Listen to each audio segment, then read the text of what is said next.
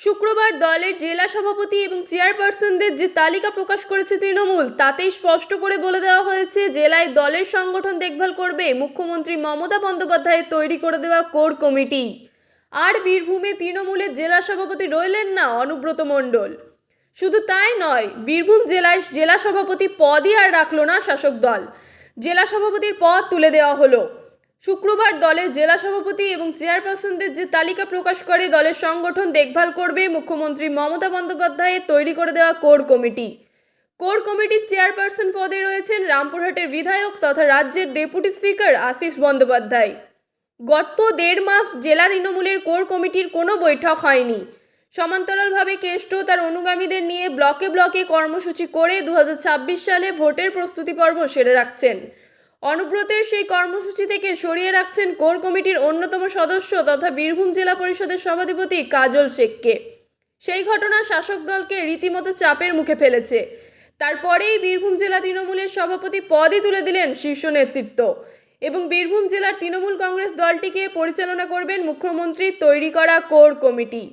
বীরভূমের রামপুরহাট থেকে Sayan ভান্ডারীর report, Tarapith TV. পুনরায় আবার আপনাকে জেলা চেয়ারপারসন করা হলো, কি বলবেন?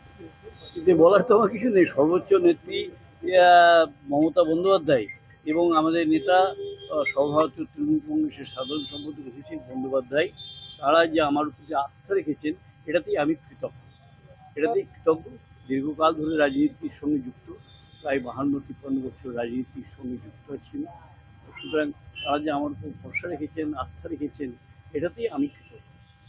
আপনি চেয়ারপারসন ছিলেন, আপনি থাকলেন, কোর কমিটিতে যারা ছিল তারা সকলে থাকলেন, অনুব্রত মণ্ডলকে জেলা সভাপতি পদ থেকে সরিয়ে দেওয়া হয়।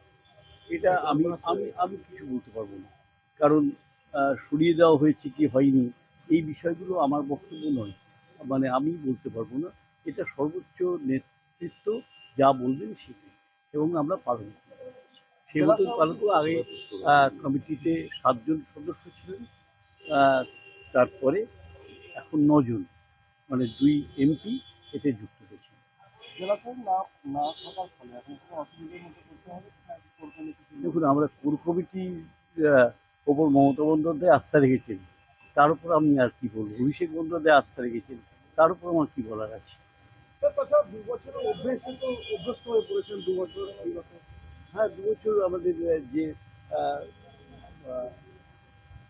অনুপস্থিতিতে কোর কমিটি চালিয়েছে তো, এবং কোর কমিটি খুব ঐক্যবদ্ধভাবে কাজ করেছে, এবং আগামী দিনেও কোর কমিটি ঐক্যবদ্ধভাবেই করবে, এবং সবাইকে নিয়েই আমরা মানে কোর কমিটি চলবে, এ বিষয়ে কোনো সন্দেহ নেই।